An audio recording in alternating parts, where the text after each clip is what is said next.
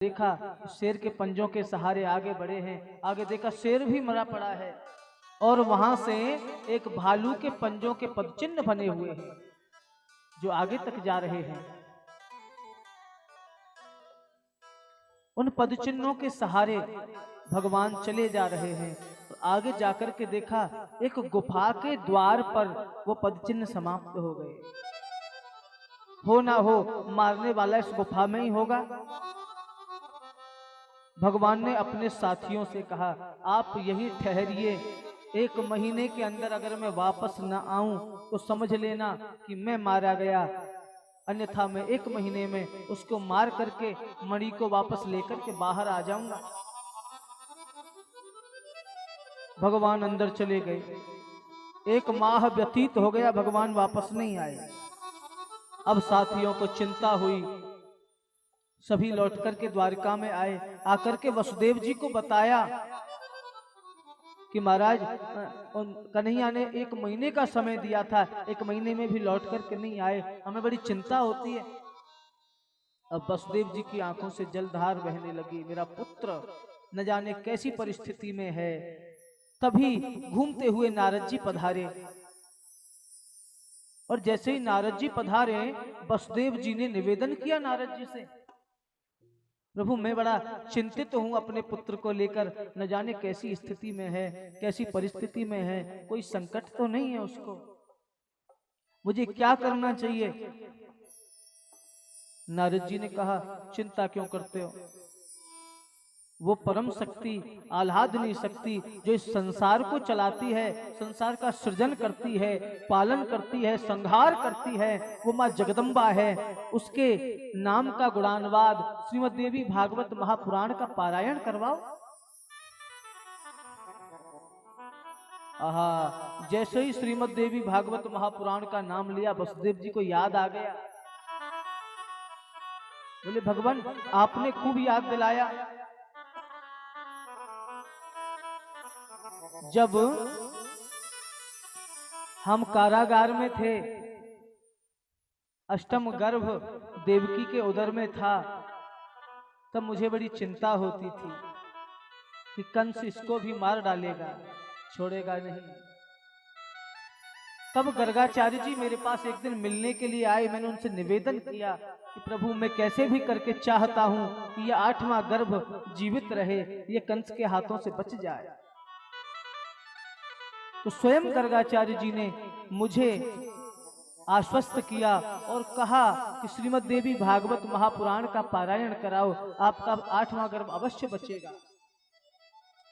मैंने निवेदन किया था गर्गाचार्य जी से कि मैं तो यहाँ कारागार में हूँ, मैं तो नहीं करा सकता, लेकिन मेरे नाम से संकल्प करके आप यह अनुष्ठान कर दीजिए। विंध्याचल में जाकर के स्वयं गर्गाचार्य जी ने श्रीमद् देवी भागवत महापुराण का पारायण किया वसुदेव जी के नाम से। और जब पारायण किया तो आकाशवाणी हुई और उस आकाशवाणी में उस आह्लादनी शक्ति ने अपनी सुंदर सुरम्य वाणी से कहा, हे गर्गाचार्य, वसुदेव के द्वारा कराया गया श्रीमद् देवी भागवत महापुराण का पारायण आज सिद्ध हुआ। जाकर के वसुदेव से कह दो कि आपके 8वां गर्भ जैसे ही प्रकट हो, अवतार ले, उसको गोकुल में नंद के यहाँ छोड़ दें और वहां से एक कन्या को लेकर के आए जो कंस के हाथ में जाएगी। कंस जैसे ही उसको पत्थर पर देने को चाहेगा, तभी मैं प्रकट हो जाऊंगी। आकर के गर्गाचार्य जी ने वसुदेव जी को बताया। कारागार में आकाशवाणी हुई है, महाजगदम्बा ने हमको आश्वस्त किया है। जैसे ही अष्टम गर्भ आया, भगवान ने अवतार लिया, वसुदेव ने छबरा में रखा और जमुना जी के पार गोकुल में पहुंचाया। वहां से नंद बाबा की कन्या को लेकर के आए और जैसे ही कंस ने उसको पत्थर पर देकर मारना चाहा, कंस के हाथों से छूटकर बिजली की तरह कड़कड़ाती हुई वो शक्ति आकाश में चली गई और उसी शक्ति ने माँ विंध्यवासिनी का अवतार ले लिया। एक बार भाव से कहें माँ विंध्यवासिनी की, एक बार कहें जय माता दी। बोलना तो पड़ेगा, ऐसे ही बोलोगे, आवाज तो आई नहीं। एक बार कहें जय माता दी, पीछे से आती है आवाज, आगे से तो आती नहीं। आगे वाले ज्यादा व्रत रहे हैं। एक बार भाव से कहें जय माता दी। हाँ, वो वसुदेव जी को याद आया कि जब माँ जगदम्बा ने हमारी लाज रखी, हमारे पुत्र को बचाया, तो हमें पूर्ण विश्वास है कि वो माँ जगदम्बा, वो आह्लादनी शक्ति आज भी हमारे पुत्र को कष्ट से बचाएगी। आज पुनः नारद जी के द्वारा श्रीमद् देवी भागवत महापुराण का आयोजन कराया वसुदेव जी ने। किस लिए? कि हमारा पुत्र सकुशल लौट करके आ जाए। और जैसे ही नवापरायण श्रीमद् देवी भागवत महापुराण का पूर्ण हुआ, उधर भगवान गुफा में है। वो गुफा किसकी है? एक भालू की गुफा है। और वो भालू कौन है? वो कोई और नहीं, त्रेता युग का जामवंत है। जाकर के देखा गुफा में, भगवान जैसे ही पहुंचे देखा एक कन्या उस मणि के साथ खेल रही है। विश्वास हुआ भगवान को कि चलो मणि तो मिली, मारने वाला मिले न मिले, वस्तु मिल जाए। मान लो कोई हमारी चीज चोरी हो जाए तो हम चीज ढूंढते हैं या चोरी करने वाला? हम अपना सामान ढूंढते हैं। चोरी करने वाला मिले ना मिले कोई बात नहीं। अच्छा, सामान ना मिले, चोरी करने वाला मिल जाए तो महाराज फिर उसकी खैर नहीं। और सामान मिल जाए, चोरी करने वाला ना मिले तो पता क्या कहते हैं?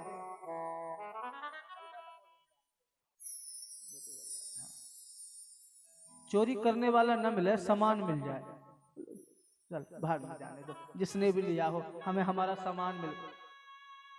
बड़ा उदार हृदय हो जाता है समय, इतनी उदारता, इसका कोई जवाब नहीं। और गलती से सामान ना मिले, चोरी करने वाला मिल जाए और वो कह दे कि मैंने वो सामान बेच दिया, ओहो महाराज,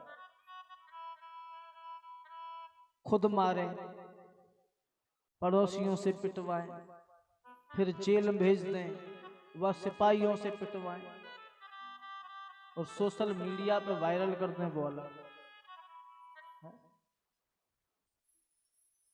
भगवान श्री कृष्ण ने जाकर के उस कन्या के पास पहुंचे, जैसे ही मणि को लेना चाहा, उस कन्या ने शोर मचाया, एकदम से चीख पड़ी, और जैसे ही वो चीखी, अंदर से जामवंत जी आए निकल के।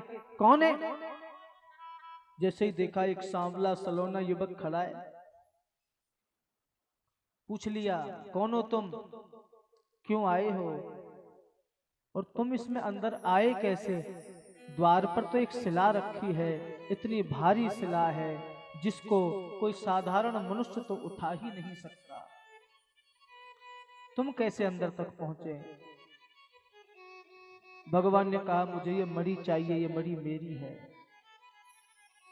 जामवंत ने कहा, तुम्हारी कहां से हुई? मैं तो शेर को मार करके लेके आया हूं। बोले, चाहे आप कहीं से भी लेकर के आए हो, मणि हमारी, हम लेकर जाएंगे।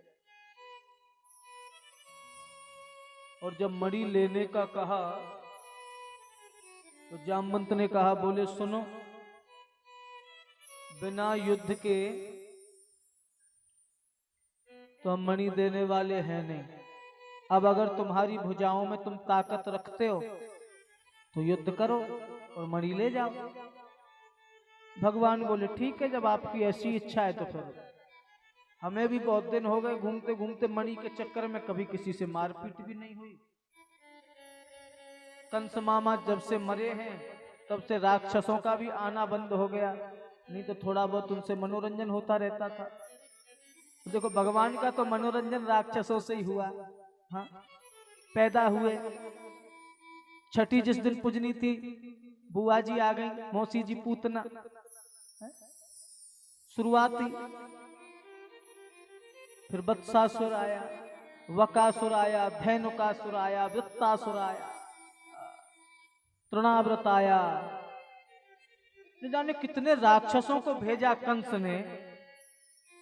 अच्छा, भगवान का सरल स्वभाव देखो, जब पहुंचे भगवान मथुरा, कंस की सभा में धनुष को तोड़ करके, वहां भी कंस ने कसर नहीं छोड़ी, कुबलिया पीड़ हाथी को भेजा मारने के लिए। भगवान ने पकड़ी सूंड, घुमाया, फेंक दिया अंतरिक्ष में। और जब पहुंचे कंस की सभा में, कंस ने कहा तू कैसे बच गया, हमने इतने इतने राक्षस भेजे तुझे मारने के लिए, तू है कौन? तो बताए उससे क्या कह रहे हैं, मामा जी आपने राक्षस भेजे थे वो ठीक है, पर मारे वारे हमने नहीं थे वो। बोले तो? बोले वो तो अपने आप मरे मराए आए थे, हमने तो केवल उठा उठा के जमुना जी के किनारे पटके थे ले जाकर। हाँ, ये सरलता है प्रभु की, मेरे ठाकुर की सरलता है, सुगमता है। बोले ठीक है, मामा जी ने भी राक्षस भेजना बहुत दिन से बंद कर दिया, मनोरंजन भी नहीं हो पाता है, आओ आज आपसे ही दो दो हाथ हो जाए। जामवंत जी से युद्ध प्रारंभ हुआ, महीने भर तक युद्ध चला। जामवंत जी की नस नस ढीली कर दी भगवान ने। और जब बिल्कुल थक गए जामवंत जी, तो बोले ठहरो, रुको, आप सच सच बताओ आप कौन हो? बोले अभी भी नहीं पहचाने आप? बोले मैं पहचान गया, आप त्रेता के मेरे राघव हैं, आप ही राम हैं। जब राम रावण का युद्ध चल रहा था ना, तो जामवंत जी राम जी की सेना में थे, इतने राक्षसों को मारा, कुंभकर्ण जैसे राक्षस, कितना विशालकाय शरीर कुंभकर्ण का। आप विचार करिए, जिसकी खोपड़ी में भीम जैसा विशालकाय व्यक्ति स्नान करके चला आए और वो आकर के कहे कि तालाब बड़ा अच्छा है, तो सोचें आप, कल्पना करें वह कुंभकर्ण कितना बड़ा होगा, कितना विशालकाय होगा। ऐसे ऐसे राक्षसों को भगवान ने युद्ध में परास्त किया। और परास्त करने के बाद जब युद्ध विराम हुआ, रावण को मारा, तब जामवंत जी ने कहा भगवान श्री राम से, बोले प्रभु सुनो, युद्ध हो गया? क्या हो गया? रावण मर गया? बोले बिल्कुल मर गया। बोले मुझे तो पता भी नहीं चला। बोले मतलब? बोले महाराज मुझे तो पसीने की एक बूंद तक नहीं आई, कैसा युद्ध था। अब या तो आप मुझसे युद्ध करो तब मेरे हाथों की खुजली मिटे, नहीं तो कोई युद्ध करने वाला मेरे लिए खोज करके लाओ। भगवान बोले सुनो, अभी तो हम राम हैं, मर्यादा में हैं, मर्यादा पुरुषोत्तम हैं। जब द्वापर युग आएगा, हम कृष्ण रूप में अवतार लेंगे, तब तुम्हारी यह इच्छा भी पूर्ण करेंगे। आज वह इच्छा पूर्ण की जामवंत की भगवान ने। इतना घनघोर युद्ध किया, जामवंत की नस नस ढीली हो गई। जामवंत ने जैसे ही पहचाना, गिर गए चरणों में,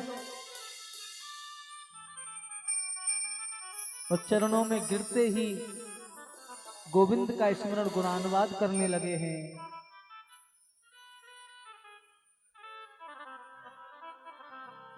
वो राम धुन लागी, गोपाल धुन लागी, राम धुन लागी, गोपाल धुन लागी, राम धुन लागी।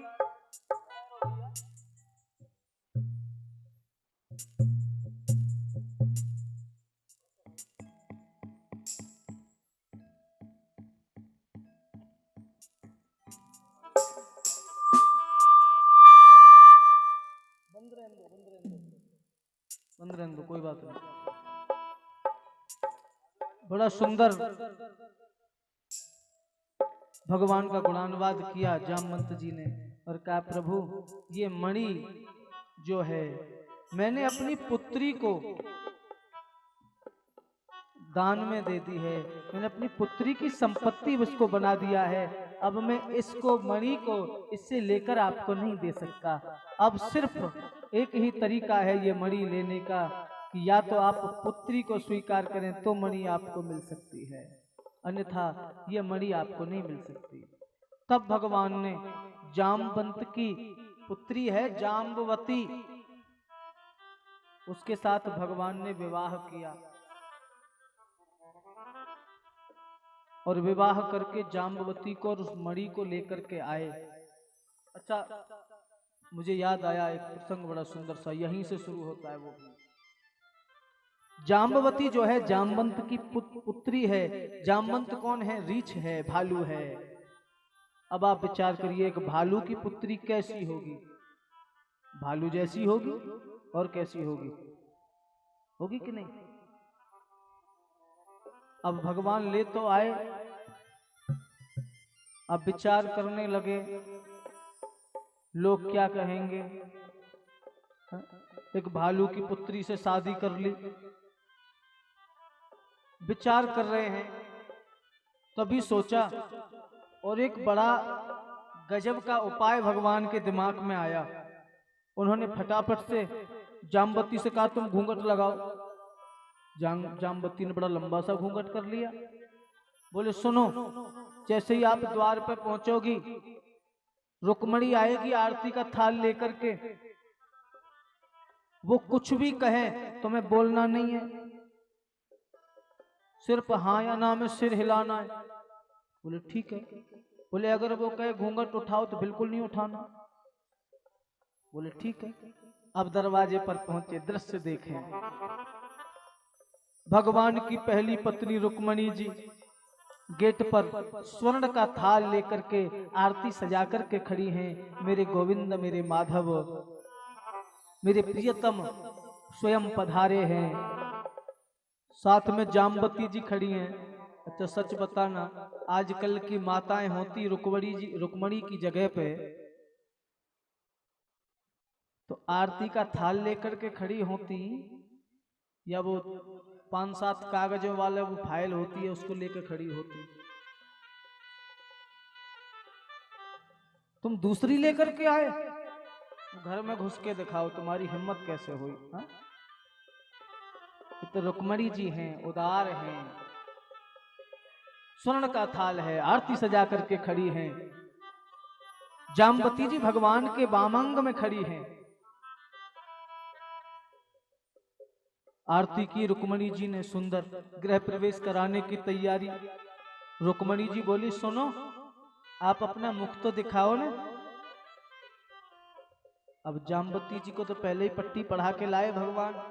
बोले ना, घूंघट नहीं खोलना, मना कर दो। अब जाम्बवती जी ने ना में सिर हिला दिया। बोली बड़ी बेकार हो तुम तो, हैं आप मुझसे ज्यादा सुंदर हो क्या? अब देखो सामने वाला मुंह नहीं दिखा रहा तो सोच तो होता ही है कि भाई कहीं ऐसा ना हो ये मुझसे ज्यादा सुंदर हो और भगवान फिर कहीं पता चले कि इसी से ज्यादा प्रेम करें, मुझसे ना करें। बोले पक्का लगता है मुझसे ज्यादा सुंदर है? पूछा रुक्मणी जी ने, तुम मुझसे ज्यादा सुंदर हो? भगवान ने बगल से ही ऐसे करके कह दिया, कोहनी मार के। बोले कह दो हाँ। अब जाम्बवती जी ने कह दिया, बोले हाँ, ऐसे सिर हिला दिया। अब तो रुक्मणी जी को पूर्ण विश्वास हो गया ये तो मुझसे ज्यादा सुंदर है। बोले ठीक है, मैं तुम्हें श्राप देती हूं, तुम मुझ जैसी हो जाओ। भगवान बोले जाम्बवती अब खोल दो घूंघट। यही तो हम चाहते थे। भगवान की बड़ी विनोदनी लीलाएं हैं। भगवान ने हर जगह जो लीला की, आनंदमय लीला की। श्रीमद् देवी भागवत महापुराण का जो पारायण वसुदेव जी ने कराया, उस पारायण का कितना बड़ा लाभ मिला वसुदेव जी को कि पुत्र तो सकुशल लौटा ही, साथ में एक धर्म पत्नी जी एक पुत्र वधू लेकर के और लौटे। बोनस, ये भगवान की महती कृपा है। उसके बाद संतों ने प्रश्न किया, भगवान इसके बाद इस कथा को और किसने सुना? बड़ा सुंदर प्रसंग आदरणीय व्यास जी ने सुनाया। आइए उससे पहले 2 मिनट महामाई के चरणों में वंदन करते हैं।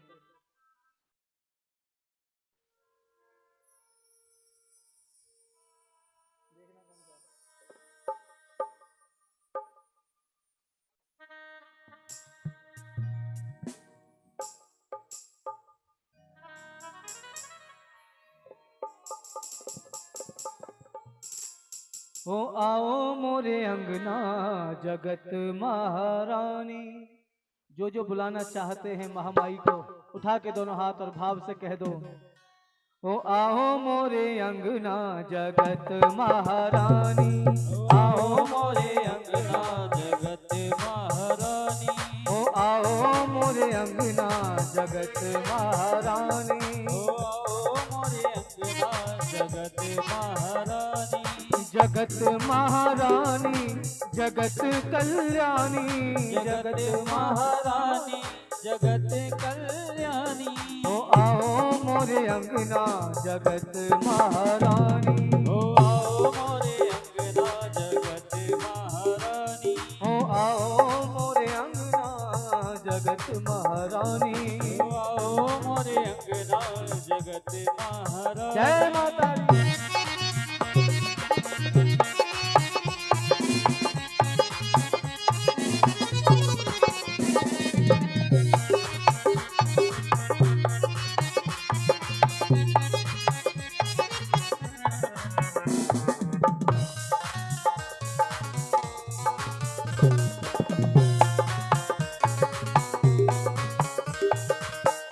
महारानी महारानी अब तो आ जाओ महारानी।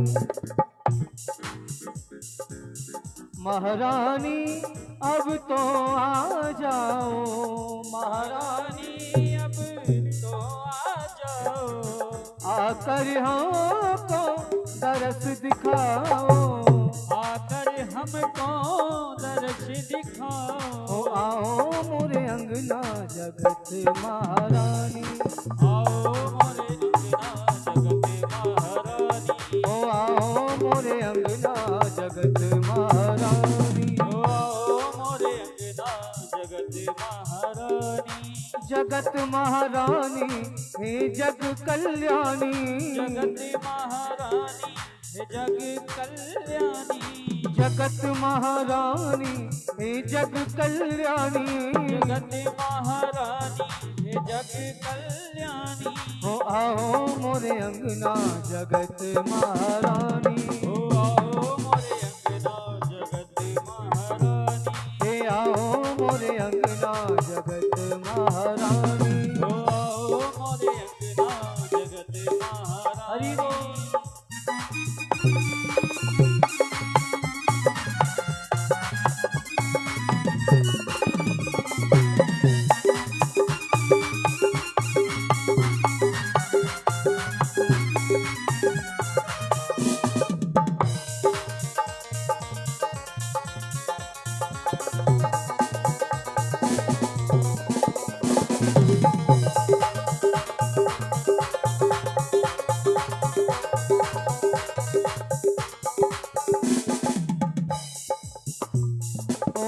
महाभगवती महादानी हो। महाभगवती महादानी हो। महाभगवती महादानी हो। महाभगवती महादानी हो। जगदम्बे तुम कल्याणी हो। जगदम्बे तुम कल्याणी हो। जगदम्बे तुम कल्याणी हो। जगदम्बे तुम कल्याणी हो। आओ मोरे अंगना जगत महारानी। ओ आओ मोरे अंगना जगत महारानी। हम तुमको पुकारे हो आओ भवानी। तुमको पुकारे हो आओ भवानी। हो आओ आओ मोरे अंगना जगत महारानी, आओ मोरे अंगना जगत महारानी, आओ मोरे अंगना जगत महारानी, आओ मोरे अंगना जगत महारानी, आओ मोरे अंगना जगत महारानी, आओ मोरे अंगना जगत महारानी, आओ मोरे अंगना जगत महारानी, आओ मोरे अंगना जगत महारानी, आओ मोरे अंगना जगत महारानी। बोलिए सच्ची दरबार की मैया के प्यार की जय के नाम करो है, हैं? हमारे ब्रज में रासलीला होती है, देखिए आप लोगों ने कभी रासलीला देखी है? किस किस ने देखी है? किसी ने नहीं देखी, बस एक दो लोगों ने देखी है। उस रासलीला में जब भगवान रास रचाते हैं ना, एक गोपी होती है छोटी सी, जिसको कहते हैं गोबर चौथनी सखी। हाँ, वो पता है क्या कहती है? आके बुलवाती है जय, वो कहती है बोलो रास बिहारी सरकार की। जैसे आपने बोली ना, बिल्कुल आवाज ही नहीं आई। ऐसे जब आवाज नहीं आती तो पता है वो क्या कहती है? अरे माटी के धौंदाओ, तुम 10-10 सेर आटे की रोटी को खा जाओ, 4-4 मटका पानी को पी जाओ और जय के नाम करो है, तो वो ये स्थिति तुम्हारी है।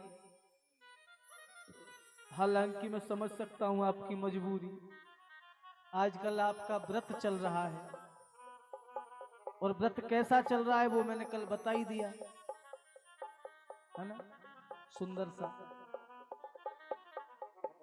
लेकिन ये वो माँ है, जब इसके दर्शन के लिए जाते हैं, वैष्णो देवी जाते हैं, वो 13 किलोमीटर की चढ़ाई कब निकल जाती है पता नहीं चलता। पता चलता है क्या? जय माता दी, जय माता दी, जय माता दी करते करते करते करते कब हम लोगों ने पार कर ली पता भी नहीं चलता। वहां एक एक बार बोला हुआ जय माता दी ऐसे समझ लो जैसे हमने 56 भोग खा लिए हों और उतनी एनर्जी हमें मिल गई हो। कितने लोग जाके आए हैं वैष्णो देवी? सब जाके आए हैं, सब लोगों ने अनुभव किया होगा। एक बार जय माता दी का सुनना हमें पूरी ऊर्जा से भरपूर कर देता है। वही ऊर्जा यहां भी मिलेगी, और दिल से बोल के तो देखो जय माता दी। वहां तो कष्ट के मारे बोलते हैं, जब पैर दुखता है अगली सीढ़ी पर रखने से जय माता दी, तब निकलता है जय माता दी आपका। अब तो आराम से सुखासन पर बैठे हो, कहां जय माता दी निकलेगा। अब तो चिंता लग रही है, सुबह का तो हो गया, अभी फ्रीज जाके देखना कुछ है कि नहीं। बड़ी विचित्र विडंबना है ना। तो मैं कह रहा था आदरणीय व्यास जी ने बड़ा सुंदर प्रसंग सुनाया। बोले एक बार सूर्यवंश में एक महाराज हुए विवस्वान, उनके पुत्र हैं श्राद्ध देव। श्राद्ध देव बड़े ही सुंदर राजा हैं, खूब कीर्ति है, खूब यश फैला हुआ है, संपूर्ण संसार उनको जानता है। लेकिन एक कष्ट है घर में, और वो कष्ट क्या है? अपने घर में 4 सुख सबसे ज्यादा अनिवार्य बताए गए हैं। गृहस्थ आश्रम के 4 सुख। पहला सुख निरोगी काया, दूजा सुख घर में हो माया, तीजा सुख सुलक्षण नारी, और चौथा सुख सुत आज्ञाकारी। प्रारंभ के तीनों सुख हैं राजा श्राद्ध देव के पास। काया भी निरोगी है, घर में संपत्ति भी है, वैभव भी है, अच्छे राज्य के मालिक हैं, सुलक्षणा नारी भी है, आज्ञाकारिणी भी है। लेकिन चौथा सुख संतान नहीं है। कष्ट में हैं। इनके कुलगुरु हैं वशिष्ठ जी। वशिष्ठ जी के पास गए, जाकर के निवेदन किया, महाराज कोई संतान नहीं है, क्या हमारा वंश यहीं समाप्त हो जाएगा? क्या हमारे राज्य को कोई उत्तराधिकारी नहीं मिलेगा? क्या हमारा वंश अब आगे नहीं चलेगा? मुनि वशिष्ठ ने समझाया, अनेक अनेक उपदेश दिए। पहले जब कोई कष्ट व्यक्ति पर होता था तो वो कहां जाते थे? गुरुजी के पास जाते थे। और गुरुजी क्या करते थे? उस कष्ट का निवारण करते थे।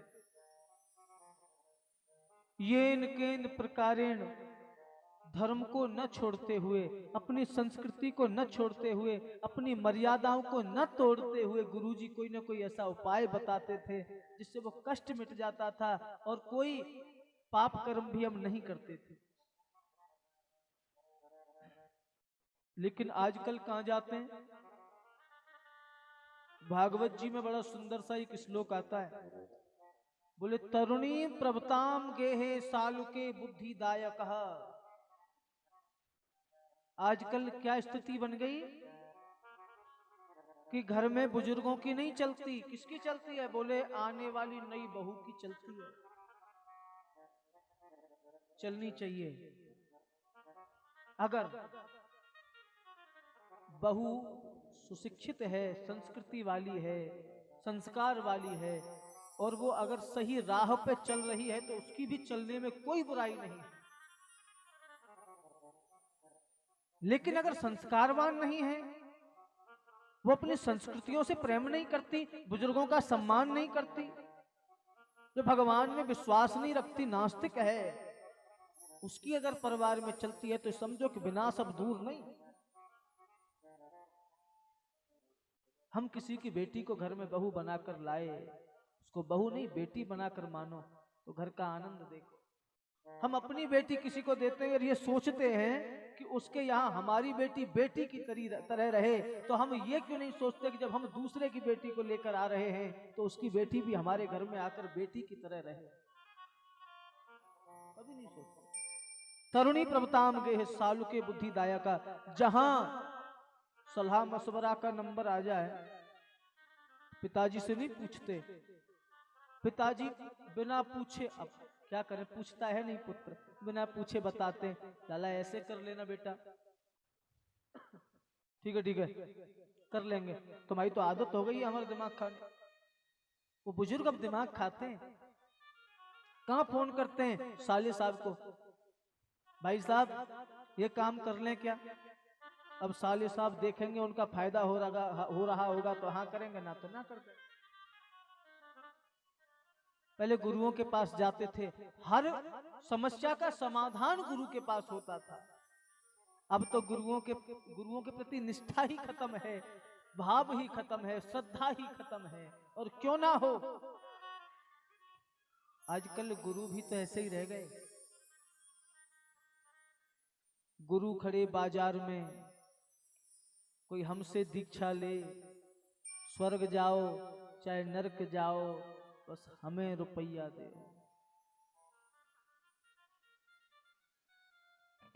हम देखते हैं, मुझे बिल्कुल भी संकोच नहीं लगता ये कहते हुए, आप सब लोगों ने देखा है मुझे, कोई मैं नया नहीं हूं, पहले से देखते हुए चले आ रहे हैं। मैंने पहले संगीत भी बजाया, कृपा माता जी की हुई, मैया की, जगदम्बा की, ठाकुर बांके बिहारी लाल की गद्दी का अधिकारी उन्होंने समझा बनाया।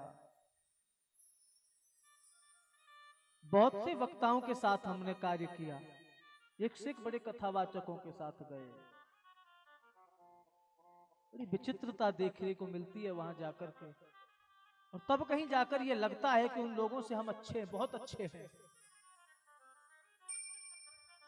जिन लोगों ने गऊ के नाम पर कभी एक रोटी नहीं निकाली अपने घर में, वो गद्दी पर बैठने के बाद ये कहते हैं कि हम गौशाला बनाएंगे, हमें दान दें। विचार करें, क्या वो दान लगेगा? कभी नहीं लग सकता। जिन लोगों ने अपने माँ बाप की सेवा जीवन में कभी नहीं की, वो कहते हैं वृद्धाश्रम बनाएंगे, वो वृद्धाश्रम बनाएंगे। तुम लोग वृद्धाश्रम बनाने की बजाय ये क्यों नहीं कहते कि तुम अपने बुजुर्गों की सेवा करो? ये शिक्षा क्यों नहीं देते? क्यों वृद्धाश्रम बनाना चाहते हैं आप? सिर्फ अपना धंधा चाहते हैं, सिर्फ पैसा लूटना चाहते हैं। हजारों करोड़ों शिष्य बना लिए, लाखों शिष्य बना लिए, शिष्य परंपराएं चला दी। शिष्य कर क्या रहा है इससे कोई मतलब नहीं। वो भगवान को मानता है कि नहीं मानता है कोई मतलब नहीं। वो भक्ष भक्ष खा रहा है कोई मतलब नहीं, क्या कर रहा है। जबकि गुरु का परम कर्तव्य होता है शिष्य को सदमार्ग पर ले जाना। गुरु का मतलब क्या है? गु माने अंधकार, रू माने प्रकाश। जो अंधकार से, अज्ञान रूपी अंधकार से ज्ञान रूपी प्रकाश की ओर पलायन कराए, वह गुरु है। आजकल गुरुओं की चिंता कहां, और फिर शिष्य भी ऐसे ही रह गए। एक बड़ी विचित्र सी मुझे कथा याद आई, हम सुना करते थे पहले। आदरणीय ब्रह्मलीन श्री राजेश्वरानंद जी सुनाया करते थे। बड़ी हंसी आती थी सुनकर के। बड़ा सुंदर सा प्रसंग सुनाते। बोले गुरु जी गांव में कथा करने गए। अब कथा उन्होंने करी, सब लोगों ने सुनी तो लोगों को अच्छी लगी। तो कोई दो लोग आए शाम को मिलने गुरुजी से, महाराज जी हम आपसे दीक्षा लेना चाहते हैं, हम आपको गुरु बनाना चाहते हैं। अब गुरुजी ने सोचा भाव है इन लोगों का, शिष्य बनना चाहते भैया बन जाओ। उनको कंठी दे दी, गुरु मंत्र दे दिया, शिष्य बना लिया। अच्छा शाम को फिर पहुंचे। बोले गुरुजी सुनो, हम चरणों की सेवा करेंगे, आप हमारे गुरु तो बन ही गए। बोले ठीक है भैया करो। अब दोनों जो थे वो दोनों एक दूसरे से बोलते चालते नहीं थे। लड़ाई चल रही थी दोनों में, शिष्यों में। अब एक ने कहा सुनो, तुम दाहिने पैर की सेवा करना, हम बाएं पैर की सेवा करेंगे। तुम हमारे पैर से मत टच होना, हम तुम्हारे पैर से टच नहीं होंगे। आहा, गुरुजी तो देख के दंग रह गए। वाह ये मिले हैं शिष्य। पर चलो कोई नहीं, भाव तो है। सेवा चलती रही। दाहिने पैर वाला दाहिने पैर की सेवा निरंतर करता है, बाएं पैर वाला बाएं पैर की सेवा निरंतर करता है। एक दिन वो बाएं पैर वाले को कोई काम लग गया, उसको बाहर जाना था कहीं। तो वो दाहिने पैर वाले से बोला सुनो, तुमको हमारे पैर से कोई मतलब नहीं, तुम सिर्फ जाना, अपने पैर की सेवा करना और चले आना। अगर तुमने हमारे पैर से कुछ कहा तो सोच लेना फिर तुम। बोला हम क्यों कुछ कहेंगे, हम अपने दाहिने पैर की सेवा करेंगे, चले आएंगे। अब वो गए कई। अब उनकी इस चर्चा के चक्कर में थोड़ी देर लग गई पहुंचने में, तब तक गुरुजी सो गए। अब कई बार जब हम एक ही करवट से सोते हैं, एक पैर दूसरे पैर के ऊपर आ ही जाता है साधारणतया। अब जैसे ही गुरुजी सोए तो दाहिने पैर के ऊपर बायां पैर रख करके सो रहे थे। अब वो बाएं पैर वाला आया नहीं, दाहिने वाला आया। उसने आकर के देखा, बड़ा गुस्सा आया। बाएं पैर से आते ही बोला तुम्हारी इतनी हिम्मत, तुम हमारे पैर के ऊपर सो रहे हो। तो गुरुजी की सेवा पे जा तो भूल गया, डंडा लाया उठा के और गुरुजी के बाएं पैर में सेवा शुरू कर दी उसने। तो अब जैसे ही डंडा पड़ा गुरुजी भागे। क्या करते हो? बोले गुरुजी इसकी इतनी हिम्मत कि हमारे पैर पे सोया। गुरुजी ने जैसे तैसे करके अपने प्राण बचाए, प्लास्टर चढ़वाया पैर पे। अब 2-4-10 दिन बाद वो बाएं पैर वाला आया। जैसे ही आया आश्रम गया, कई दिन हो गए गुरुजी के पैर की सेवा नहीं हुई। वो अपने पैर की सेवा रोज करता है, हमारा पैर बेचारा परेशान होगा। चलो अब जैसे ही गया देखा गुरुजी सामने बैठे हैं। आहा, पैर पर तो प्लास्टर चढ़ा हुआ है। उसने पूछा गुरुजी ये कैसे हुआ? अब गुरुजी को क्या पता कि ये भी। कुछ नहीं पुत्र, वो आया था मूर्ख है, मैं ऐसे सो रहा था, उसने अच्छा, उसकी इतनी हिम्मत, उसने तो फिर भी तोड़ आई है, हम उसका पैर छोड़ेंगे ही नहीं, जड़ से ही काट डालेंगे। लेके डंडा पीछे भागे। गुरुजी बोले भगवान बचाए ऐसे शिष्यों से। हाँ, आजकल ये स्थिति है गुरु शिष्यों की। हम लोग ये नहीं पता करते कि ये गुरु बनाने योग्य हैं कि नहीं हैं। ना गुरुजी आजकल ये सोचते हैं कि ये शिष्य बनाने योग्य है या नहीं है। सिर्फ गुरुजी को चिंता है कि हमारे शिष्यों की संख्या बढ़ती रहे, भीड़ बढ़े, और शिष्यों को लग रहा है कि हम बड़े से बड़े नाम वाले संत को, वक्ता को गुरु बनाएं। दोनों एक दूसरे की होड़ लगी हुई है कि उसके चक्कर में हम प्रसिद्ध हो जाएं, कि उसके चक्कर में हम प्रसिद्ध हो जाएं। भगवान मिल जाए ऐसी होड़ किसी को नहीं लगी हुई। तो मैं कह रहा था कि श्राद्ध देव जो विवस्वान के पुत्र हैं गुरु जी के पास पहुंचे। गुरु जी कोई संतान नहीं है, मैं बड़ा दुखी हूँ, मन बड़ा अप्रसन्न रहता है, मैं चाहता हूँ अगर आपकी कृपा हो जाए कोई संतान मेरे उत्पन्न हो जाए। गुरु जी ने कहा भैया देखो ऐसे तो संतान आपको हो नहीं सकती। हाँ, एक तरीका है, आप यज्ञ करवाइए, पुत्रेष्टि यज्ञ करवाएं तो जरूर संतान होगी। अब तो साहब यज्ञ का आयोजन हुआ, बड़ा सुंदर, दूर दूर से विद्वत जन बुलाए गए, मंत्रों का उच्चारण होता है, यज्ञ चला। इतना सुंदर यज्ञ, इतने विद्वान ब्राह्मणों द्वारा, लेकिन एक गड़बड़ी हो गई। बोलना था पुत्रो दीयताम, और बोल क्या दिया? पुत्री दीयताम। आहा, केवल एक मात्रा गड़बड़ क्या हुई, पूरा सिस्टम गड़बड़ा गया। और जब संतान उत्पन्न हुई तो एक पुत्री उत्पन्न हुई जिसका नाम रखा गया इला।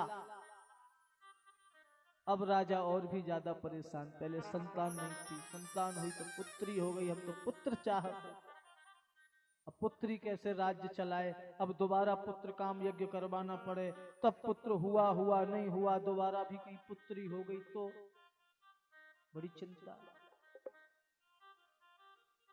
वो दुखी इसलिए नहीं है कि पुत्री हो गई, दुखी इसलिए है कि राज्य को उत्तराधिकारी नहीं मिला। गए वशिष्ठ जी के पास, गुरु जी ये तो बड़ा गड़बड़ हो गया, हम तो पुत्र चाहते थे तो पुत्री हो गई। गुरु जी ने अपने तपोबल से, मुनि वशिष्ठ जी ने उसको पुत्र रूप में परिणित किया, उसका नाम रखा सुद्युम्न।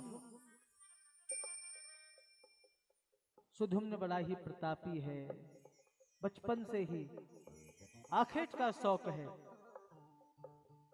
एक दिन सुंदर घोड़े पर सवार होकर अपनी सेना को लेकर ये वन में शिकार खेलने के लिए चला गया। और जब शिकार खेलने गया तो ये खेलता खेलता खेलता खेलता कैलाश पर्वत की सीमा में प्रवेश कर गया। और जैसे ही कैलाश पर्वत की सीमा में प्रवेश किया, वहां थोड़ी सी एक सीमा ऐसी थी जो मां गौरा के द्वारा अभिशापित थी। उस सीमा में अगर कोई प्रवेश करता है तो वह निश्चित ही स्त्री बन जाएगा। ऐसा क्यों? एक बार मां गौरा और भगवान शंकर बैठे हुए थे, आपस में चर्चा कर रहे थे।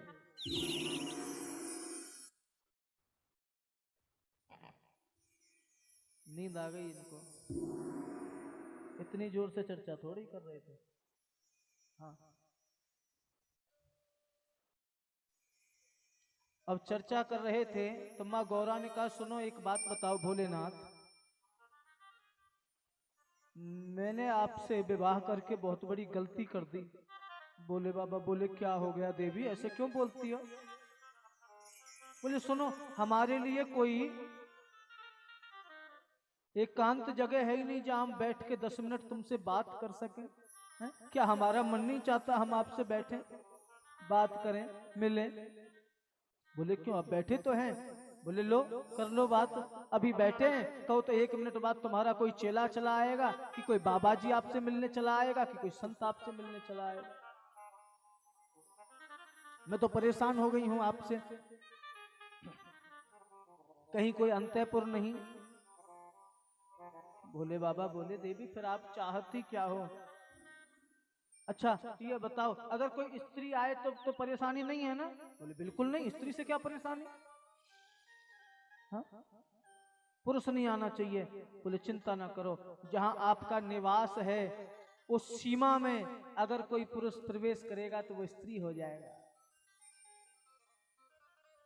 भोले बाबा ने अभिमंत्रित करके जल फेंक दिया कैलाश पर्वत पर। आज गलती से शिकार के चक्कर में वो सुधुम्न वहां पहुंचा है, और जैसे ही उस सीमा में प्रवेश किया एक सुंदर स्त्री बन गया। ये भूल गया कि मैं राजा श्राद्ध देव का पुत्र हूं, विवस्वान का नाती हूं, मैं यहाँ शिकार खेलने आया था, ये भूल गया। अब तो ये स्त्री रूप में परिणित हो गया है। स्त्री रूप में यहाँ वहां घूमने लगा। ये अचानक महात्मा बुद्ध के आश्रम पर पहुंचा है, और वहां जैसे ही पहुंचा इसने जाकर के महात्मा बुद्ध को देखा, और महात्मा बुद्ध ने इसको देखा। दोनों एक दूसरे के रूप में मोहित हो गए, और काम वासना जागृत हुई। जब काम वासना जागृत हुई तो ये स्त्री बना हुआ सुधुम्न गर्भवती हो गया, और इसके गर्भ से एक पुत्र का जन्म हुआ जिसका नाम पुरुरवा रखा गया। क्या नाम रखा गया? पुरुरवा। बहुत दिन बीते इसको वहां रहते रहते। अचानक एक दिन इसको स्मृति हुई, एक दिन इसको याद आया कि मैं यहाँ क्यों हूं, मैं तो ये नहीं था। और जैसे याद आया ये अपने घर आया, आकर के वशिष्ठ जी को बताया। वशिष्ठ जी ने शंकर भगवान का आवाहन करवाया है, और शंकर भगवान का जब आवाहन हुआ, शंकर भगवान प्रकट हुए। शंकर भगवान ने आकर के वरदान दिया कि चलो ये स्त्री नहीं, अब ये 1 माह पुरुष रहेगा और 1 माह स्त्री रहेगा। अब और भी संकट खड़ा हो गया। 1 महीने तो स्त्रियों वाले कपड़े पहने, 1 महीने पुरुषों वाले कपड़े पहने। सुधुम्न बड़ा परेशान है। बोले इससे तो मेरा मर जाना ही अच्छा है। तभी नारद जी आए। नारद जी ने प्रेरणा दी कि आप चिंता क्यों करते हो, आप माँ जगदम्बा की स्तुति करो, आप परम माँ महामाई की स्तुति करो, आप श्रीमद् देवी भागवत का महापुराण का पारायण कराओ, आपको निश्चित ही कार्य सफलता की प्राप्ति होगी। आज सुधुम्न ने श्रीमद् देवी भागवत कथा का पारायण कराया।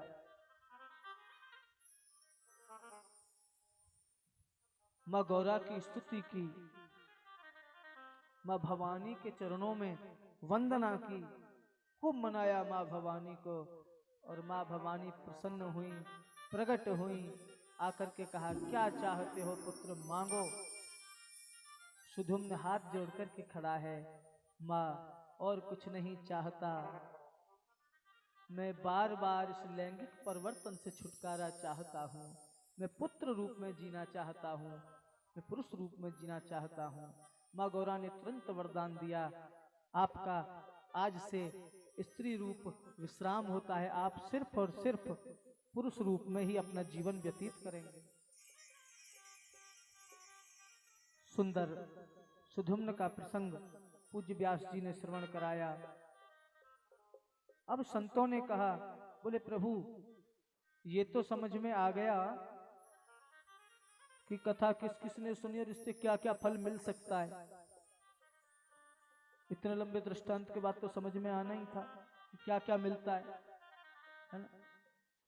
बोले लेकिन एक चीज समझ में नहीं आई, नवापरायण कराएं तो पहले तो कराएं किससे, और उसके बाद कराएं भी तो उसके सुनने की विधि क्या है, नियम क्या है। आदरणीय व्यास जी बताते हैं, बोले सुनो, कथावाचक ब्राह्मण होना चाहिए, वैष्णव हो, गुरु दीक्षा जिसने ले रखी हो, जिसकी भगवान के प्रति श्रद्धा हो, निष्ठा हो, उससे श्रीमद् देवी भागवत का नवापारायण कराओ। 9 दिनों तक कथा करने वाले और कराने वाले को ब्रह्मचर्य का पालन करना चाहिए।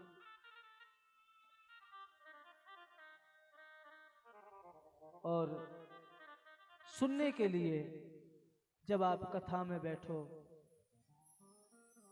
तो निराहार होकर के कथा सुननी चाहिए। संतों ने पूछ लिया, बोले सब ठीक है, ये बताओ निराहार बैठ के कौन कथा सुनेगा। बाबा जी मोड़ा तो सुन भी लें बिना खाए। संसारी लोग जो ग्रस्त जीवन जी रहे हैं, सुबह उठते ही चाय चाहिए, मुंह जब निकालते हैं रजाई में से बाहर, जब तक चाय ना मिले कुछ नहीं।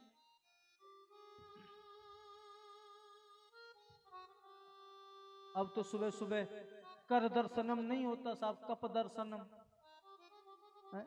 उस रजाई में से ही आवाज लगाते, सुनो चाय बन गई क्या। यानी कि मानो वो चाय ही तुम्हारा वेलकम करने के लिए माला लिए खड़ी है। संत बोले निराहार रहकर सब नहीं सुन सकते, कोई और उपाय बताओ।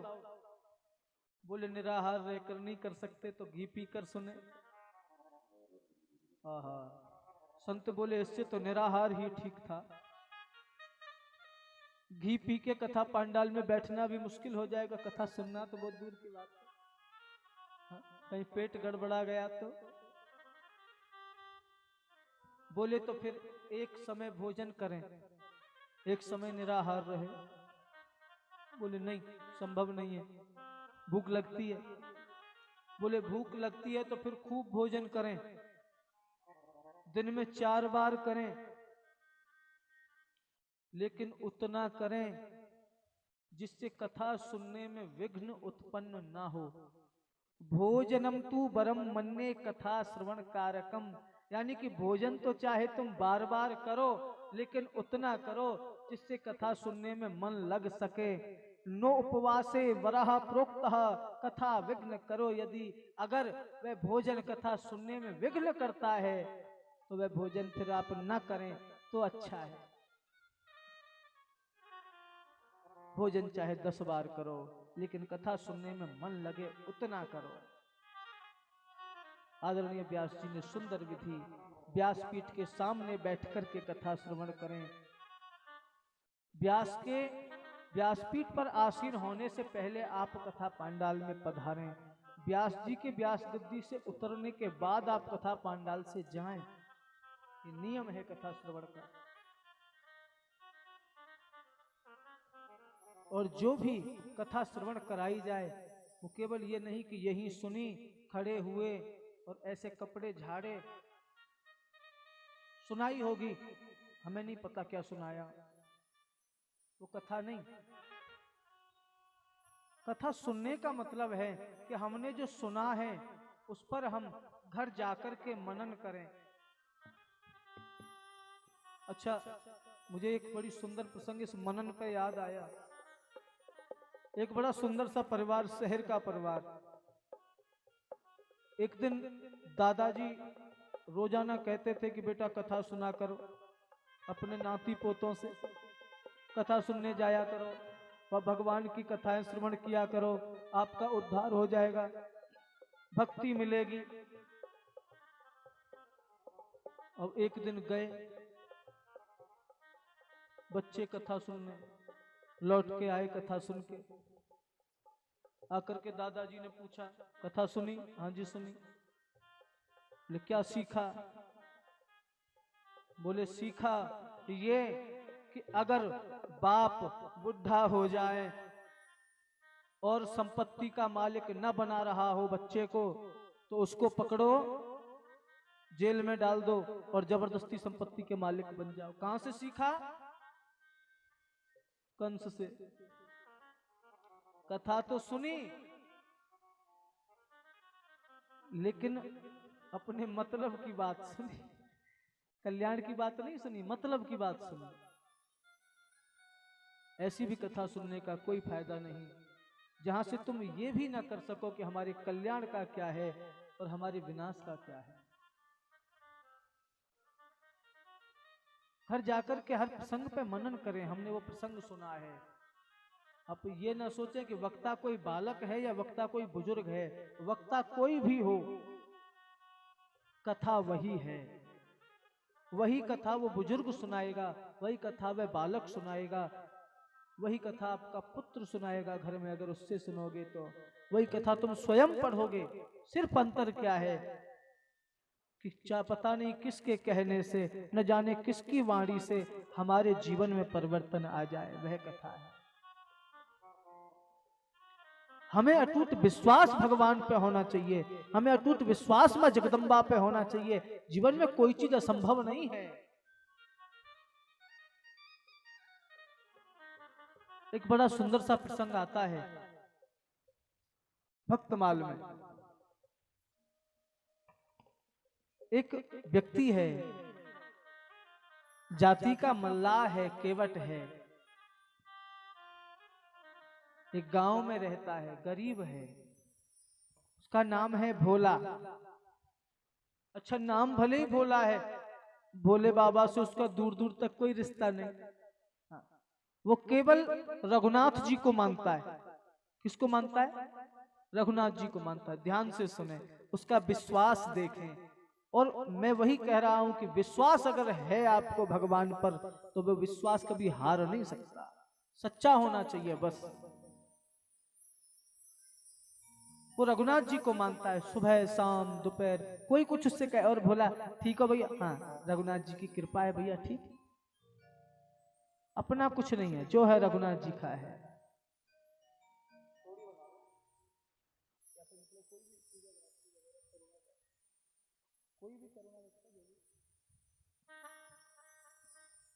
कोई भी कुछ भी पूछे, बस एक ही जवाब मिलता है, रघुनाथ जी की कृपा है। वो विश्वास है उसको रघुनाथ जी पर। आज उसने घर में जाकर के देखा, पुत्री विवाह योग्य हो गई है, एक पुत्री है। विचार किया मेरे पास कुछ नहीं है, इसका विवाह करना है। गांव के एक सेठ के पास गया, एक महाजन के पास गया, जाकर के निवेदन किया हाथ जोड़ करके, मेरी पुत्री विवाह योग्य हो गई है, अगर आपकी थोड़ी सी कृपा हो जाए, आपकी थोड़ी सी मदद मिल जाए, तो मैं अपनी पुत्री का विवाह संस्कार कर उसके हाथ पीले कर दूं। मुझे कुछ पैसा आपसे उधार चाहिए, मैं कमा करके आपको दे दूंगा। उस महाजन ने पैसा दिया, कर्जे पर, ब्याज पर लेकर के आया, पुत्री का विवाह कर दिया। कुछ समय पश्चात मेहनत की, मजदूरी की, चाहे कहीं से भी लाया हो, कमा करके लाया, ईमानदारी का पैसा लेकर के उस महाजन के पास पहुंचा चुकता करने के लिए। जो उधार लिया वो उधार चुकाने के लिए पहुंचा है। महाजन को जाकर के पैसा दिया, ये आपका पैसा है, आप ले लीजिए। उस महाजन ने वो पैसा लिया, अपने खाते में चढ़ाया, और चढ़ाने के बाद एक जमा रसीद बनाई और वह रसीद भोला को पकड़ा दी। भोला ये रसीद आपकी है, आपकी तरफ से पैसा आ गया है। भोला ने कहा, सेठ जी ये आप मुझे क्यों देते हो, मैं पढ़ा लिखा नहीं, बस रघुनाथ जी सब देख रहे हैं, सब जानते हैं, वो उनको उनके ऊपर मुझे विश्वास है और आप पे विश्वास है। मुझे ऐसी रसीद नहीं चाहिए, मैं जानता नहीं, पढ़ा लिखा नहीं हूं। जैसे ही भोला ने ये कहा मैं पढ़ा लिखा नहीं हूं, आहा, कलयुग ने अपना प्रभाव दिखाना शुरू किया। सेठ जी की बुद्धि बदल गई, सेठ जी का मन बदल गया। सेठ जी ने विचार किया, ये अनपढ़ है, मैं इससे दोबारा भी पैसा वसूल सकता हूं। वो पर्ची रख ली, एक और नकली पर्ची बनाई, उसमें बकाया लिखा, भोला को पकड़ा दिया, ये ले जाओ, आप रख लेना जाकर के। थोड़े दिन गुजरे, भोला निश्चिंत है, मैं महाजन का पैसा दे चुका हूं, मैंने सेठ जी का उधार चुका दिया है, क्यों चिंता करूं। आज वो निश्चिंत बैठा है। अचानक से उसने क्या देखा, एक डाकिया सम्मन लेकर के भोला के नाम से आया। भोला ने जैसे ही हाथ में लिया, उसी डाकिया को दे दिया। मैं पढ़ना नहीं जानता, आप पढ़ के सुनाओ। डाकिया ने सुनाया कि आपके ऊपर किसी का पैसा बकाया है, आपने दिया नहीं है, इसलिए उसने आपके ऊपर केस कर दिया है।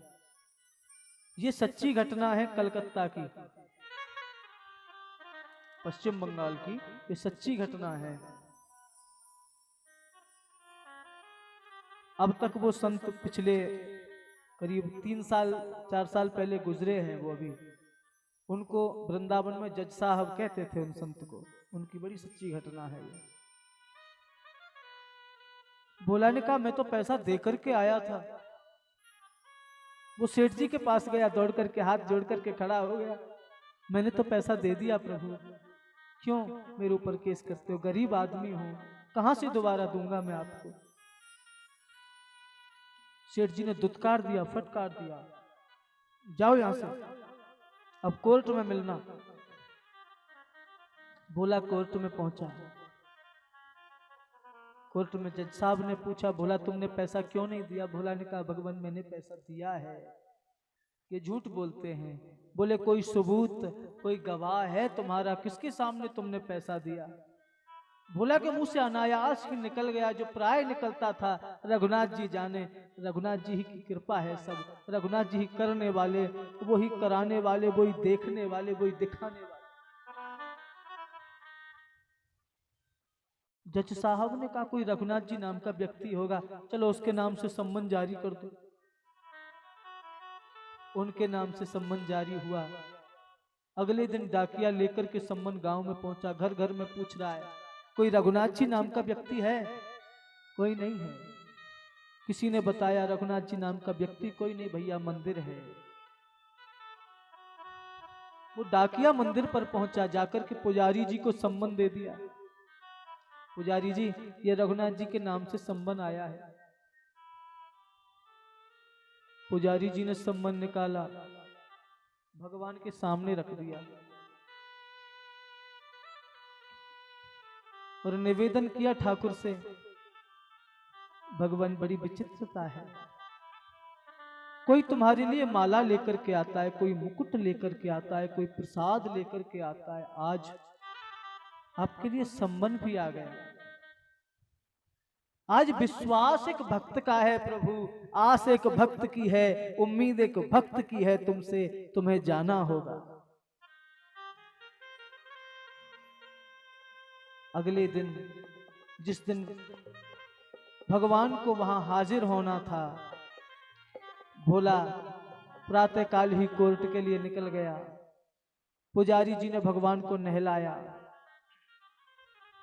सुंदर वस्त्र निकाले हैं, आज नए वस्त्र निकाले पुजारी जी ने, नए वस्त्र धारण कराए, आज आपको कोर्ट जाना है भोला की गवाही देने के लिए।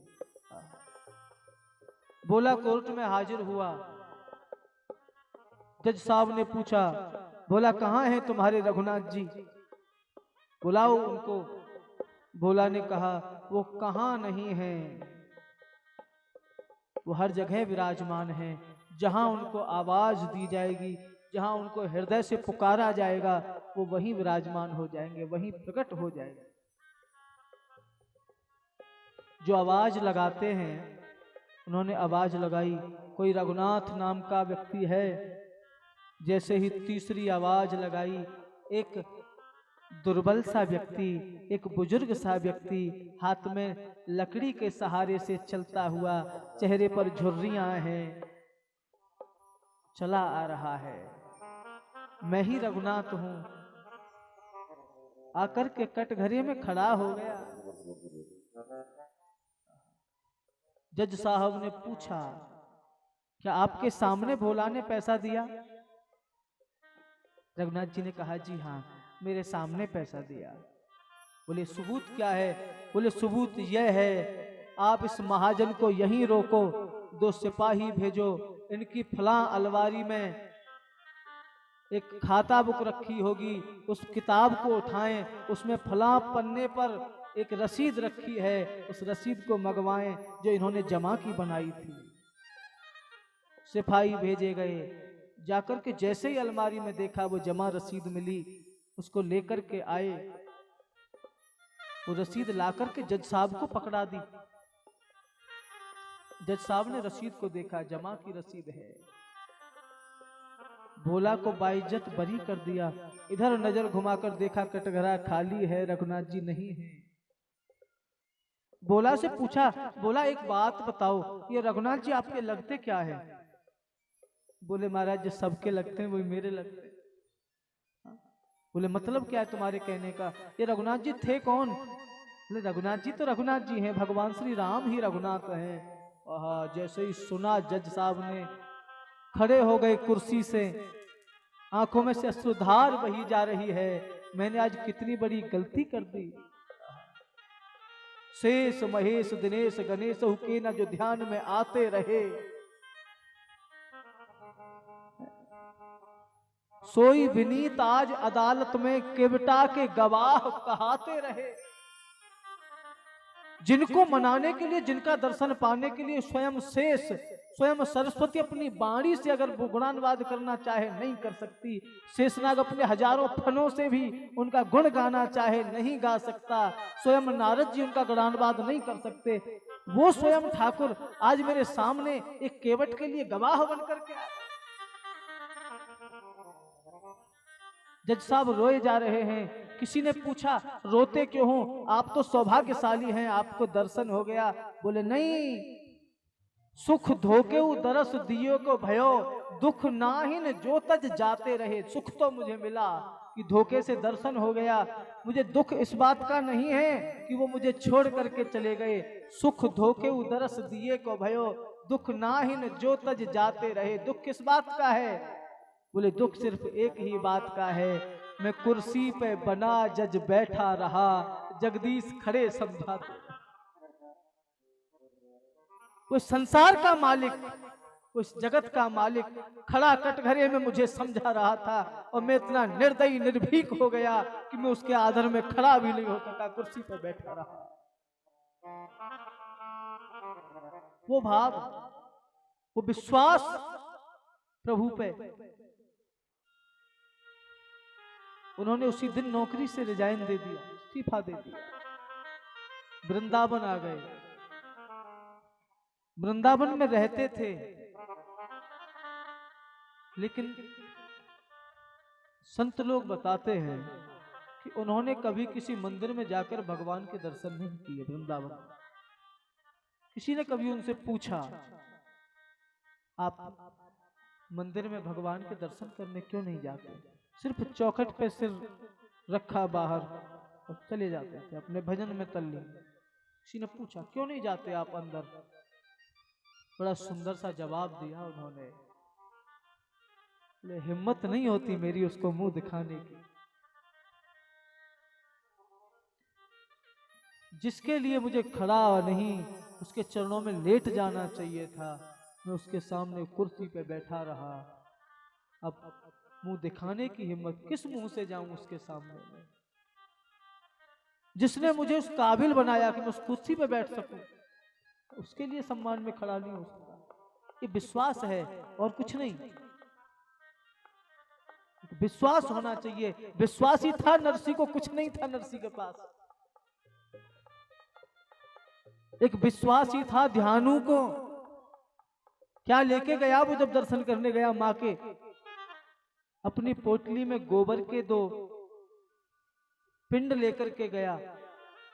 विश्वास था कि माँ दर्शन देगी, तो दर्शन दिया माँ ने। एक विश्वास यहां होना चाहिए। जब तक यहां विश्वास नहीं होगा, हम लाखों तीर्थों में चले जाएं, लाखों भंडारे करा दें, लाखों कथाएं सुन लें, लाखों जगराते करवा दें, कभी उद्धार नहीं हो सकता। और अगर मन में विश्वास है ना, सिर्फ 10 मिनट बैठ करके उसका नाम जप के देखो, आनंद ना आ जाए, अंतर्मन न डोल जाए तो कहना। विश्वास है। वो नरसी बिल्कुल गरीब है, कुछ नहीं है। किसी समय पे वो राजा हुआ करता था, किसी समय पे खूब दौलत थी। कोई संतान नहीं हुई, सिर्फ एक बेटी है। गोविंद को अपना बेटा मान लिया। दिन भर की सारी बात शाम को आकर के गोविंद से बताता है। आज मैं दुकान पे गया, ये हुआ, इतने का सामान आया था, इतने का बिक गया, इतना घाटा हुआ, इतना नफा हुआ, पूरी बात आकर के बताते हैं रोजाना। पुत्री है, एक बेटी है, नानी बाई, विवाह कर दिया। और जब नानी का विवाह हो गया, एक दिन नरसी जी ने विचार किया, ये धन, ये वैभव जो मैंने इकट्ठा किया है, क्या करूंगा मैं इसका?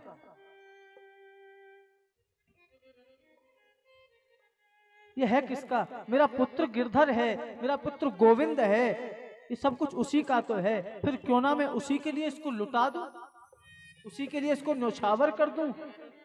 आज नरसी ने संपूर्ण धन वैभव को भक्तों के लिए, संतों के लिए लगाना, लुटाना प्रारंभ कर दिया। और एक दिन वो हो गया जब नरसी के पास स्वयं के खाने के लिए कुछ नहीं बचा। अब वो घर घर कीर्तन करते हैं और जो मिल जाता है पा लेते हैं श्री हरि, लेकिन विश्वास है गोविंद पे कि वो भूखा नहीं सोने देगा। एक दिन कुछ संत, कुछ भक्त लोग दर्शन करने जा रहे थे द्वारकाधीश। रास्ते में शाम हो गई, उनके पास कुछ पैसे थे, सोने की मोहरें थी। उस समय मोहर ही चलती थी सोने की, नोट तो चलते नहीं थे। उन्होंने विचार किया कि अगर रात में हम ये मोहरें लेकर के आगे जाएंगे तो कहीं कोई हमें लूट न ले, इसलिए इसी नगर में किसी के पास जमा कर दें, आगे चल के हमें मिल जाएंगे। पहले क्या होता था, जैसे मान लीजिए मेरे पास कुछ पैसा है,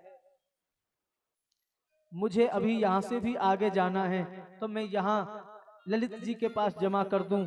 ललित जी मुझे एक पर्ची लिख करके देंगे, वो पर्ची मैं आगे जाकर के किसी महान सेठ को दूंगा, जिसका ये मुझे पता लिख करके देंगे। उस पर्ची को देखकर उतना ही पैसा वो सेठ जी मुझे दे देंगे,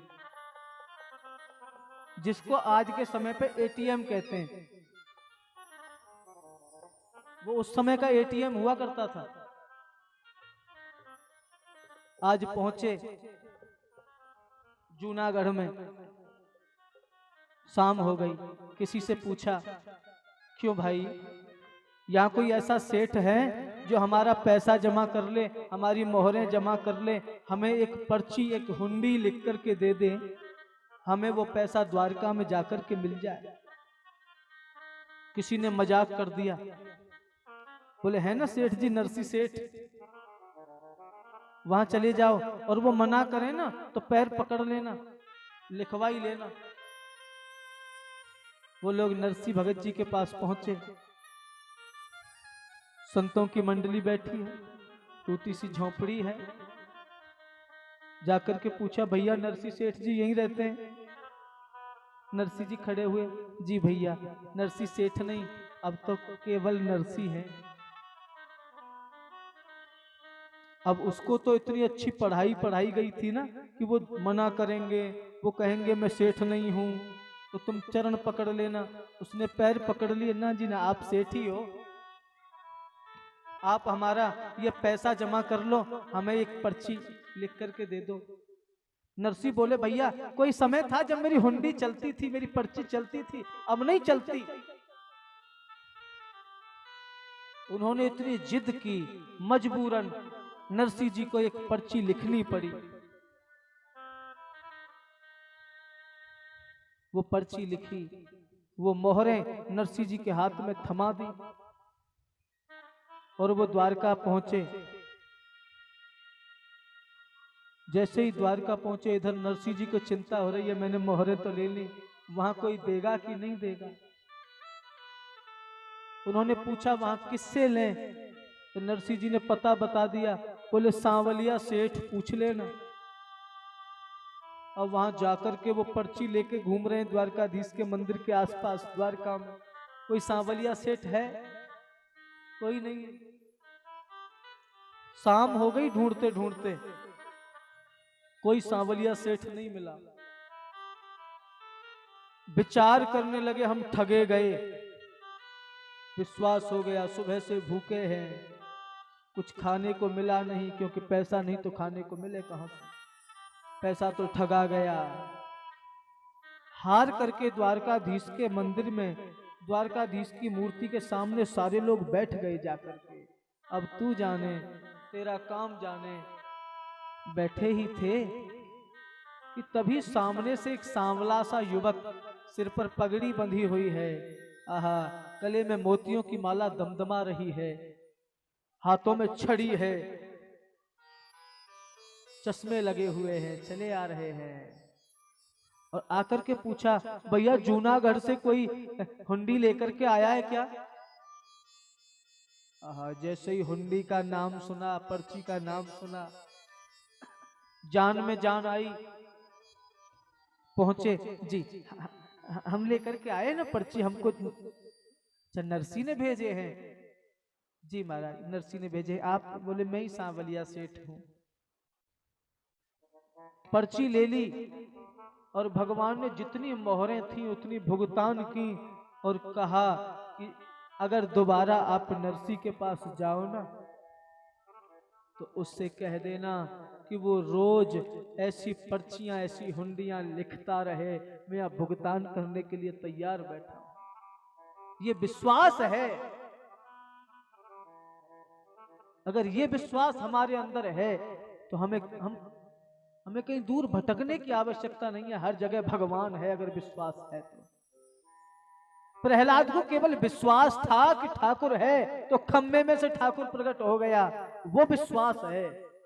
मीरा को विश्वास था कि इस सर्प में भी ठाकुर है, उस सर्प को भी पकड़ लिया तो गोविंद प्रकट हो गए, वो विश्वास। वो विश्वास हमें होना चाहिए अपने मन में। आज व्यास जी ने 4 वेदों की रचना की, 18 पुराणों की रचना की, लेकिन मन शांत नहीं है। मन फिर भी अशांत है, बैठे हैं, विचारों में निमग्न हैं। तभी नारद जी पधारे। नारद जी ने पूछ लिया, आप उदास क्यों हैं प्रभु? अपनी उदासी का कारण बताओ ना। व्यास जी ने कहा, पता नहीं क्यों मेरे मन को शांति नहीं मिल रही है। तो नारद जी ने कहा, आप महामाई आदि शक्ति, परम आह्लादनी शक्ति, जो जगत रचयिता है, जिसके कृपा मात्र से संसार में सृष्टि की रचना होती है, जिसकी दृष्टि मात्र से पालन हो जाता है, जिसकी एक कृपा की छटा से संहार हो जाता है, ऐसी माँ की आप कथा लिखो ना, कोई पुराण लिखो।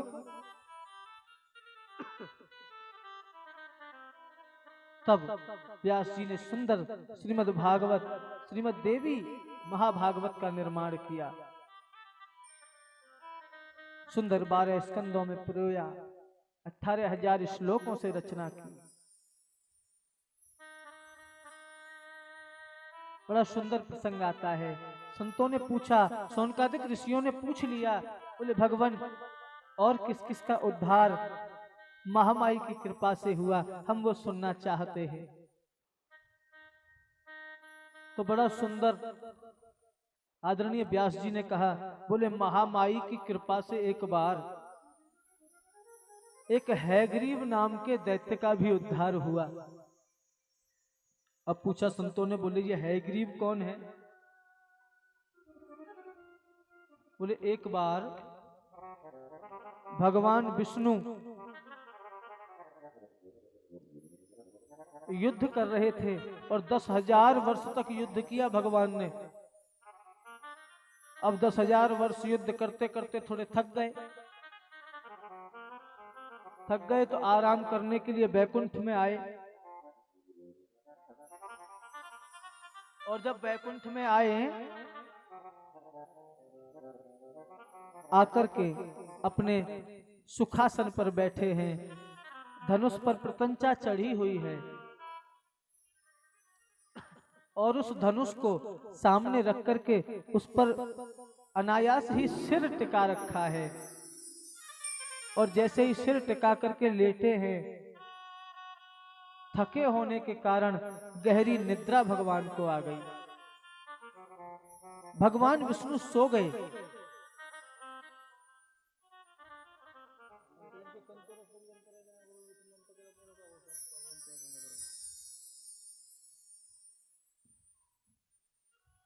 भगवान निद्रा में हैं, उस झांकी का दर्शन करें। बैठे हैं अपनी सैया पर, अपने सिंहासन पर, लेकिन सिर उस धनुष के कोने पर टिका हुआ है। बड़ी सुंदर झांकी है। तभी सभी देवताओं का मन हुआ कि एक यज्ञ किया जाए। तो ब्रह्मा जी ने कहा कि भाई देखो, सभी देवता उपस्थित हैं, सिर्फ एक विष्णु जी उपस्थित नहीं हैं, तो उनको भी शामिल किया जाए, उनके पास चला जाए, उनसे कहा जाए यज्ञ के लिए। अब सब लोग विष्णु जी के पास आए और जैसे ही विष्णु जी के पास आए, आकर के देखा विष्णु जी तो नींद में सो रहे हैं। आकर के जगाने का खूब प्रयत्न किया, लेकिन 10,000 वर्ष युद्ध करने के बाद सोए साहब, इतनी जल्दी कहां से जगे? नहीं जगे। तो ब्रह्मा जी ने एक बर्मी नामक कीट, कौन सा? बर्मी नाम का एक कीड़ा उत्पन्न किया और उस कीड़े को आज्ञा दी कि आप धनुष की प्रतंचा को काट दो। आप धनुष की प्रतंचा काटेंगे तो भगवान विष्णु की निद्रा अपने आप खुल जाएगी, क्योंकि धनुष का वो जो डोरी बंधी रहती है वो खुलेगी तो धनुष सीधा होगा, और जब धनुष सीधा होगा तो भगवान का सिर उसी पर टिका हुआ है तो निद्रा खुल जाएगी। अब बमरी नामक कीड़ा चला और जाकर के डोरी को काटने लगा, और जैसे ही डोरी को काटा और जैसे ही वो धनुष की डंडी सीधी हुई, इतना जबरदस्त शोर हुआ, एकदम से इतनी जबरदस्त गर्जना हुई, गड़गड़ाहट हुई, चारों तरफ अंधकार छा गया, घोर अंधकार छाया।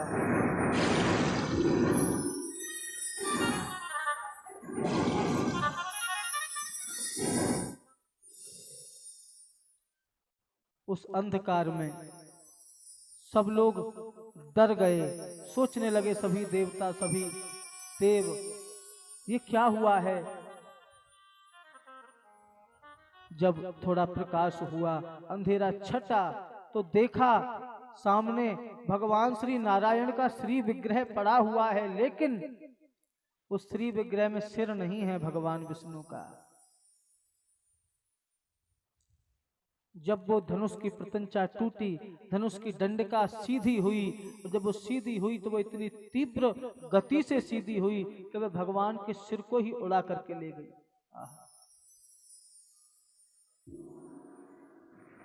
भगवान का श्री विग्रह पड़ा है। सबको बड़ी चिंता हुई। सभी देवताओं ने मिलकर के देवी की आराधना की, उस आदि शक्ति की आराधना की। आदि शक्ति ने आकर के आकाशवाणी की और आकाशवाणी करके बताया कि देवो, ये जो हुआ है इसमें आपकी कोई गलती नहीं है। ये तो पहले से ही निश्चित था, क्योंकि एक हैग्रीव नाम का राक्षस उत्पन्न हो गया है और उसने उत्पन्न होते ही मेरी तपस्या करी। मैं जब वरदान देने गई तो उसने कहा कि मुझे कोई भी न मार सके ऐसा वरदान दो। तो मैंने कहा कि जिसने जन्म लिया है उसको मरना पड़ेगा, मृत्यु तो निश्चित है, कुछ और मांगिए। तो उसने कहा मैं सिर्फ हैग्रीव के द्वारा मारा जाऊं, मुझे कोई दूसरा न मार सके। तो मैंने उसको वरदान दे दिया, ये अच्छा अवसर है, आप किसी घोड़े का सिर काट करके भगवान विष्णु के धड़ पर जमा दो और ये कार्य स्वयं ब्रह्मा जी करें, तब भगवान विष्णु द्वारा हैग्रीव का वध होगा। है माने होता है घोड़ा और ग्रीव माने होती है गर्दन। जो गर्दन से ऊपर घोड़े जैसा हो वह हैग्रीव होता है। हाँ, भगवान के ब्रह्मा जी